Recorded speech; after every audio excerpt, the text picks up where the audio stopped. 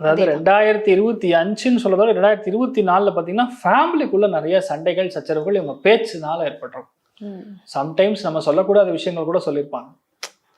ஃபேமிலிக்குள்ள நடக்கிற விஷயங்கள் யதார்த்தமா பேச்சு வாக்குல வந்திருக்கும், அதனால பெரிய பூகம்பம் அடிச்சிருக்கும். இந்த மாதிரி விஷயங்கள் அதே மாதிரி உங்க ஃபேமிலி, உங்களுடைய கோரிலேட்டட் ஃபேமிலி இப்படிலாம் அதெல்லாம் நிறைய சிக்கல்கள், பண தட்டுப்பாடு, அப்படியே ஸ்லோவா வீட்டில் நிறைய விஷயங்கள் பணம் சம்மந்தப்பட்ட விஷயங்கள்லாம் அப்படியே தட்டுப்பாடு கொடுத்துருக்கும். ஆனால் உங்கள் வீட்டில் நிறைய நல்ல விஷயங்கள் நடந்திருக்கும். எப்படின்னா ஃபேமிலியில் சந்தோஷம், குழந்தை பிராப்தம், இந்த மாதிரினா உங்களுடைய ராசி லக்னத்துக்கு குரு பார்வை இருந்துன்னு இருக்கு.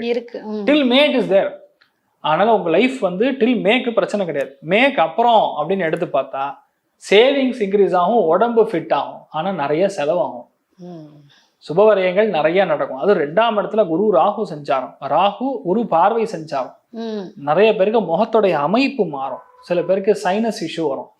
சில பேருக்கு இந்த என்ன சொல்றது, இந்த பிளாக் மாதிரி விஷயங்கள் வந்து அது சர்ஜரி மாதிரி பண்ணுவாங்க.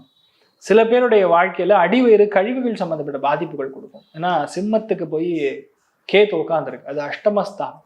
அஷ்டமஸ்தானம்னா மறைவு ஸ்தானம். அது கேத்துனா சிறுசா இருக்கக்கூடிய விஷயங்கள். சில பேருக்கு யூரினரி பிரச்சனை வரும், ட்ராக் இன்ஃபெக்ஷன் வரும். சில பேருக்கு பித்தப்பையில கல், இந்த மாதிரிலாம் பிரச்சனை வந்து சால்வ் ஆகும். 2ஆம் இடத்துல ராகும் ஃபேமிலி இருக்கிற ஹெல்த், மெயினாக ஒய்ஃபோட ஹெல்த், ஹஸ்பண்டோட ஹெல்த்தில் கவனமாக இருக்கணும். பட் பெரிய ஒரு அட்வான்டேஜ்னு பார்த்தீங்கன்னா குரு மாற்றத்திற்கு